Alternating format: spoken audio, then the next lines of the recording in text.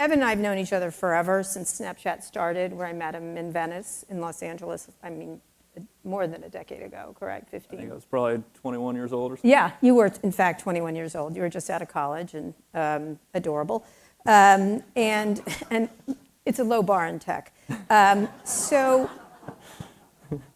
look around, people. No matter what they do to their bodies, it's the same. Anyway, I'm sorry, I'm being locust. I'm not really sorry. So let's start talking. I think we have, since we're in Washington, and by the way, your suit is fantastic. I dressed for you, obviously. Let's talk about the case that's going on with Meta right now, because Kevin, some emails about you have been entered into the case.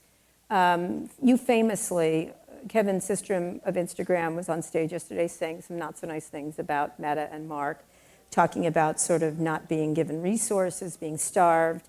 You did not sell, that your offer was after, correct? Is that correct? Yeah, I believe so. Yeah, and explain to people why you didn't sell at the time, because there was a lot of pressure on Facebook was gaining steam. How are you looking at this trial right now, looking back on that? Yeah, I definitely think it's been a moment to reflect on our journey. At the time when Facebook offered to buy Snap, we just saw an opportunity to continue growing our business. Today we reach over 850 million people around the world. So we really saw an opportunity to continue to grow Snapchat, but we also were building Snapchat in a really different way. We're really focused on friends and family, people who actually knew each other in real life, and enabling a new way for people to communicate and express themselves without public likes and comments, without the social pressure that comes along with that. So we were taking our service, I think, in a different direction than social media was going at the time. And so we thought staying the course, staying independent, would not only allow us to build a bigger business, but would also allow us to stay true to our vision. And so you thought it would be worth more. I think there's an email that actually was entered into evidence, and it's from Mark in 2013, October. He said, I just got off the phone with Evan. He said he enjoyed getting to know us, but he thinks he can build much more value on their own. For reference, our offer was $3.1 billion for the company plus $1 billion in retention packages. Someone on his board was advising him strongly not to take the offer. Evan did not even counter. When he pressed him on the number for a while, he told me it would be hard to walk away at $6 to $7 billion, but he needed to check before giving me a real number. This gives me some hope we can get this done on a higher end of the range between $5 and $6 billion. This is incredible, because it seems so cheap today. I suggested he get back to me. When you made that decision not to do that, how difficult was that? Because there was enormous pressure, and it's being sort of borne out today by a lot of people that are testifying against Meta at the time, sort of ran the game, essentially. Well, I think Bobby and I were really convinced that we could build a bigger business, but we also just loved working together. We loved what we were doing. We loved building Snapchat and continuing to innovate on our own. And so I think staying independent has allowed us to continue to follow our vision, invest in things like augmented reality. I know what that moment was like, because have you been called to testify in this trial? I have not. No, let's. Maybe now. Maybe now, that would be great. What would you say on stage if people were asking you about the pressure you got? Because what happened is they copied you quite a bit. As I joked, you were the chief product officer of Facebook for years, because they used to steal, that was the word I was going to use, your ideas. And you actually put it now on one of your designations as chief product officer. VP. VP, okay, sorry. What is that like to try to innovate when bigger companies are doing that? Because that's sort of been the story of Snapchat. You've been a very creative company, and others have taken your ideas. Yeah, well, the first, we'd had some familiarity with their sort of attempts to copy this service before they made the offer. I think the first time they built something called Poke, which was almost like a like-for-like copy of Snapchat, and they put it in they put a banner at the top of Facebook, download Poke. And we were really worried that that people would stop using Snapchat and start using Poke, but the opposite actually happened. I remember it was like, it's called Poke.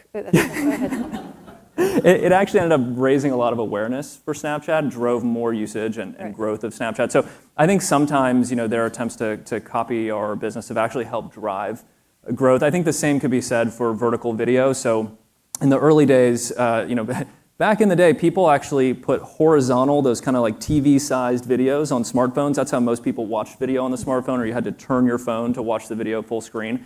we really pioneered full screen vertical video, but advertisers didn't want to create full screen vertical video. They didn't want to cut their videos specifically for mobile. They didn't want to have to record custom videos. But as soon as Meta started embracing vertical video as a default ad format, that changed immediately. And that really provided a bit of a tailwind for our business. So I think just given their scale when they copy our ideas, sometimes that actually can provide a bit of a tailwind for our business. So when you look at that, how is that like to compete as a much smaller company? Right now your company's worth 13 billion? Yeah, something like that.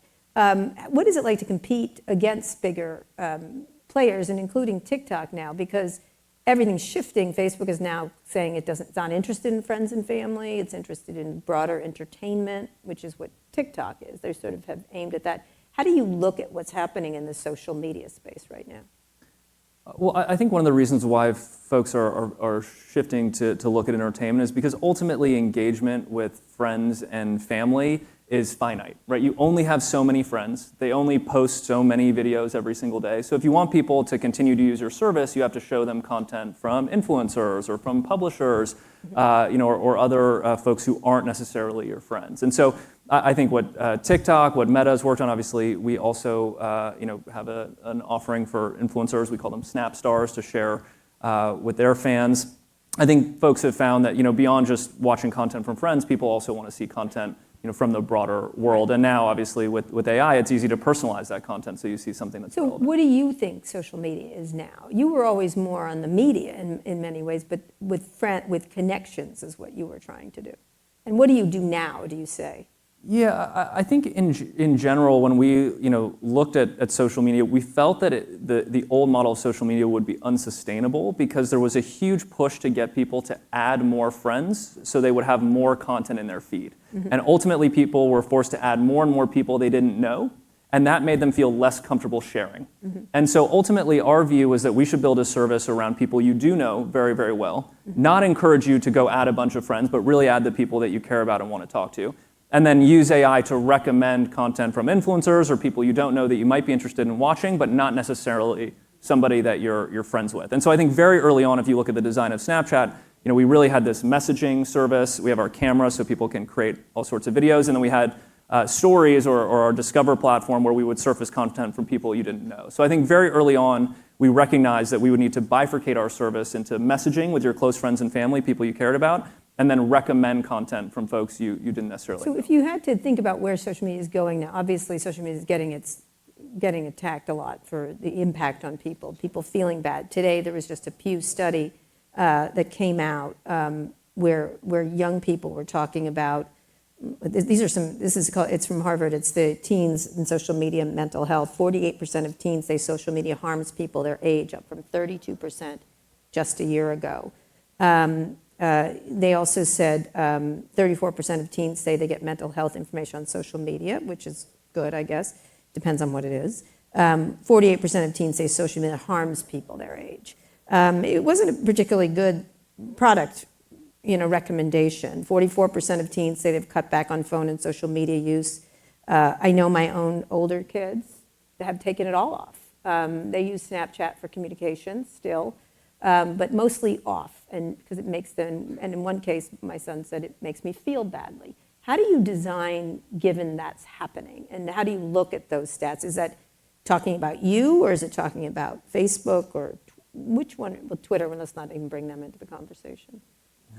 They make you feel bad, I'm sorry.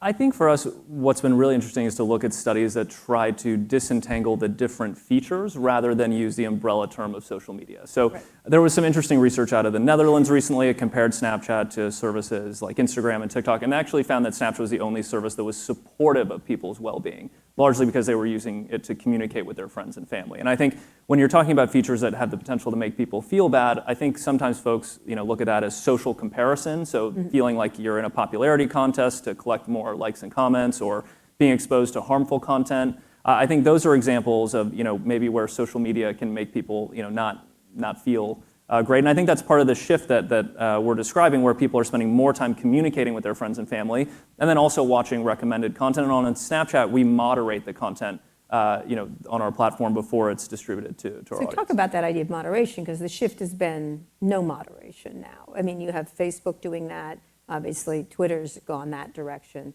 very significantly. And so it's sort of it's a toxic waste dump over there. I call it a Nazi porn bar, but use any term you want. But how do you look at that push towards, why are you laughing? It's funny, it's true though, right? That's why you're laughing, because it's true. Not my kind of bar, but whatever. It takes all kinds, I guess. How do you look at when that occurs, where you have this idea of full free speech, and you moderate? Reddit has gone in your direction a lot more. Certain services, there's sort of a bifurcation of how people look at these things. Well, I think there's a couple of things we consider. First and foremost, we're really focused on empowering self-expression, making sure people feel comfortable expressing themselves. And in our view, that means that people need to be in an environment where they feel comfortable. And it can be hard to feel comfortable if you're looking at a lot of violent content or hateful content. It's hard to feel comfortable expressing yourself. So our general view, in terms of enforcing our content guidelines, is making sure we have an environment where people feel comfortable expressing themselves with their friends and their family. That's really important to us. I think the other thing, it feels to me like the concept of free speech or the First Amendment has gotten a bit twisted in tech, in the sense that the First Amendment applies to the government. It's basically saying the government needs to stay out of private individuals or private businesses and their ability to express themselves. The private individuals or businesses can choose how to express themselves. And so actually what allows internet platforms to moderate the content on their service is the First Amendment, right? That actually free speech provides that protection to businesses and to internet platforms. So I think when people are talking about free speech and kind of anything goes on their service, that's a choice that they're making that's protected by the First Amendment. What do you think of those pushes towards that? I think in terms of our service and the type of environment we're trying to create, where people feel comfortable expressing themselves, and people who might feel off-put by seeing violent content, might be less likely to express themselves or feel like, oh, this platform isn't for me. I think as we look at the growth of our service, reaching 850 million people today with a goal of reaching more than 1 billion, I think the way that we're going to get there is by creating an environment that people want to be a part of, and part of that, at least in our view, means content guidelines that prohibit hateful or violent content. How do you look at this sort of shift in? I mean, not every tech bro is the same, right? You're all different, and I think people don't realize that you're very different. But the shift has been rather significant, sharp rightward shift. I don't even know your politics, actually. I didn't know most of their politics for much of the time I covered most of these people. Now I absolutely do, which usually it's just right with a shade of weird. I don't really understand what's happening in a lot of them. But how do you look at what's happened to the image of the tech industry? It's personified by Elon, but the rest, there's a whole gang of them. Someone just wrote me, he called it the zombie. Someone very well known said more zombie apocalypse, and it was another person who had shifted over. Well, I think generally speaking, the tech industry is very focused on continuing to innovate. I think that's really, really important for our country's future, for the well-being of the world. I mean, the story of America over the past 250 years has really been productivity growth driven by innovation. So I think that's vitally important. And I think if we look at the last 4 years in the United States, I think tech leaders increasingly felt like the administration was making it more difficult to innovate. And I think in many cases that was well-intentioned, right? Trying to put more regulation in place around AI and things like that. But in a highly competitive global environment today, there was increasing concern that the administration was not aware of the importance of technology in terms of determining America's future. And I think people found that with the current administration, there was more receptivity to technology. There was more willingness to take, maybe more of the Bill Clinton approach to deregulation of the internet, deregulation of AI, that has allowed in Clinton's case, the internet industry to flourish, and perhaps in this case, to allow, further acceleration of AI. So to me, I think of it less as a political shift and more, in terms of the technology industry really trying to figure out, what sort of political environment will support innovation. But you've been noticeably absent it's been quite right-wingy. I mean, it's not just get out of our way. And that's been since Bill Gates, since I met Bill Gates 40 years ago. Get out of our way. It's something more deep. But when you look at that, how do you involve yourself then? If you're for innovation and you want less regulation, et cetera, how do you not get pulled into that? Well, I think with every administration, we've tried to engage productively, and typically for us, that means privately. That allows us to really understand the goals of the administration, what they're trying to accomplish. I think in the case of this administration, we've heard about how important it is that we invest in American manufacturing, or how important workforce training is. Those sound, at least from what we've heard, are really big, important priorities for them. And with every administration, it's different. But what we found to be most productive, at least for our business, is engaging privately, understanding their priorities, and then finding opportunities where we can work together if that's possible. We just have a few more minutes. What's the most important thing you need from this administration? I think one of the most important things for business in general is a stable business environment. Yes. I think that's really important. But I think that's... Sorry, but go ahead. I think that's difficult at this period, in this period of time where there is intense change happening in America. I think there's a real recognition, at least over the last 5 years, that America is more vulnerable than we thought we were, right? I think the pandemic exposed a lot of reliance on, single source supply chains, which I think is risky. I think, if you look at our fiscal position as a country and the massive deficits we're running, I think people feel that that's a real vulnerability for our country. I think the Ukraine war has exposed that it's very difficult now for us to, defend and provide a security umbrella to the whole world, which is another really concerning vulnerability, because that security umbrella enables globalization and free trade. So I do think that Americans today are uniquely aware of all of our vulnerabilities in a way we haven't been in decades, and so change is going to be required. And so I think the question is, what are those changes going to be? How can we make them in a way that's least disruptive to our economy so we can continue to invest in American success? But it's not an easy task, given how complicated the environment is. What would you like to see this administration do, and what would you like to see undone right now? And then I want to ask you about the glasses.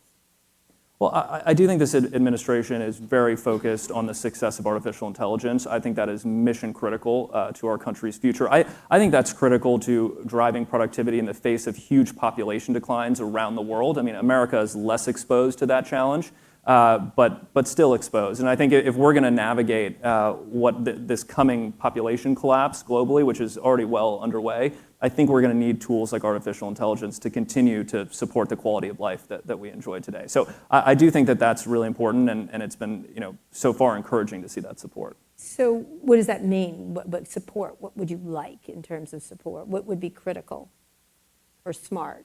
Well, I think in this case, a lot of what we've seen from the administration is encouraging investment in AI, trying to take a lighter touch regulatory approach until we have more clarity on the areas where there are real risks that do need to be regulated. And I think that sort of practical approach to regulating AI based on real risks, I think will Often, serve though, the it's country after the risk has happened. What is the thing you're most worried about then, as you're starting to see it develop? Obviously, you've had some snafus going forward, but what is the biggest risk from your perspective? I think, now we're jumping around a little bit, but I think the biggest risk from my perspective, as I see it today, is an accelerated decoupling from China. I mean, I think that is certainly on the table. I think, Americans are realizing that there are some risks to the current state of the relationship with China, but how we navigate that going forward and do so in a way that China can continue to succeed, that America can continue to succeed, and we can continue to support the globalized world we live in that has led to extraordinary improvements of quality of living around the world for billions of people. That's really important, and I think that's at risk today. And your biggest issue with AI, if you had to pick one, meaning problematic issue?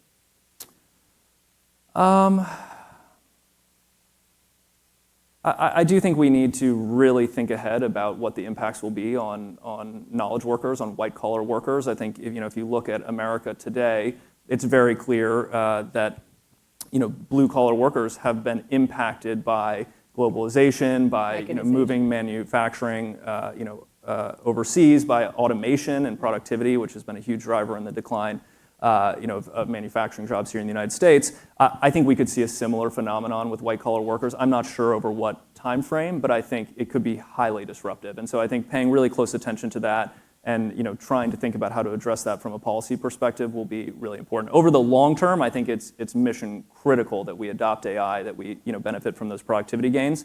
But the transition, this period of change, I think could be quite challenging. So last question, I want to talk a little bit before we end for like 2 or 3 minutes about your glasses. I love all the glasses, and Scott Galloway makes fun of me because I like all the different. I like the Apple ones, even though they're quite heavy. But for people who don't realize that Evan's been the earliest about all these Snaps, spectacles and things like that. Talk about where that's going, because Apple's coming at it again, despite not so much pickup for their Vision Pro. Obviously, Meta's doing very well with its glasses. They don't do that much. Like, they answer the phone and play music and play my podcast, so I listen to myself, which is really kind of egomaniacal. But it doesn't do much. They don't have a lot of efficacy. They're fine. They're like having AirPods in your thing. Where do you see, how are you looking at spectacles right now, and especially with AI involved in it? And Google just is starting to roll out a lot of this stuff now also. Yeah, we're extremely excited about what we're doing with augmented reality and with our spectacles, AR glasses. We started working on them, I think, about 11 years ago now. They started with really, really simple glasses with just a camera in them, and over time have now evolved to incorporate a display so you can overlay computing on the world around you. But the fundamental opportunity we see is to change the way that people use computing. Today, computing feels very isolating. People are stuck behind a screen. When I was growing up, I had to go to the computer lab at lunch to use a computer, or folks are looking down at a very small smartphone screen. And I think we constantly hear that people feel like it takes them out of the moment. It takes them away from their friends, out of the real world. And with glasses, we see a real opportunity to integrate computing into the real world and also make it an experience that is shared. So for years, I've talked about this vision of looking out the window of our house and seeing our kids running around playing together outside, and looking at my wife and saying they just won't get off the damn computer. And that's really the vision that we had, that computing can be shared, that it can be something that people can enjoy, and that brings them outside and together. And it's literally 2-3 weeks ago now, I was looking out the window, and sure enough, 2 of our kids are running around. The glasses are a little big still, so they're holding them with one hand, but they're running around, jumping and playing together. And it was just so exciting to see that computing can be something that brings people together in the real world in a way that isn't possible with the screens and the smartphones. Now that everybody's jumped in, I mean, the planes are covered with the bodies of pioneers in a lot of ways. How do you feel about competing against now Apple?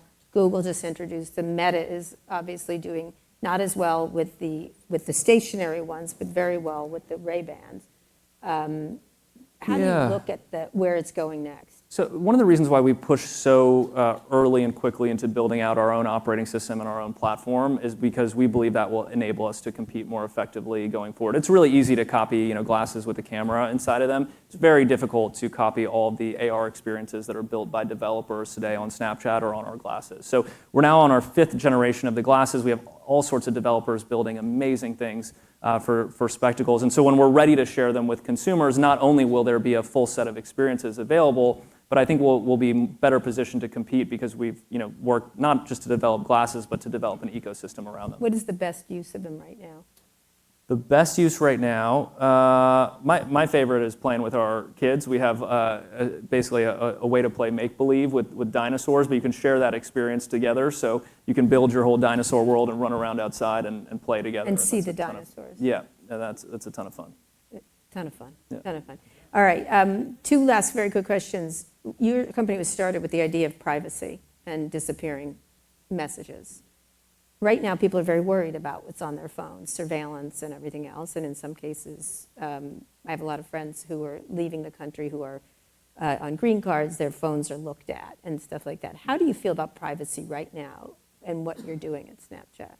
That's an interesting question. Privacy has always been so important to us because it's critical to free expression, right? To people feeling comfortable expressing themselves. And I think folks say all sorts of things in private with a close friend or a family member that they wouldn't say publicly to the whole world. And so I think as we've looked at architecting Snapchat and building Snapchat, that privacy has been central to a product that does make people feel comfortable expressing themselves. And I remember in the early days, just the notion of deleting messages after they were sent was so radical, because back in the day with a hard drive, the old school plate hard drives, it was more expensive to delete something because you had to write over it, and that would actually wear out the hard drive disk faster. So it was easier to just leave it there and not delete it, and then eventually write over it, with some new piece of data at some point. And so we actually had to do a lot of work to make the case for why it makes sense to build technology that reflects the way that we communicate every day. I mean, the vast majority of our conversations aren't recorded, right? Whether they're on the phone or FaceTime or face-to-face, the vast majority of human expression isn't recorded, and I think it's important that technology reflects that as well. Okay. Last question. There's an opening at the top of Doge. Would you consider taking it?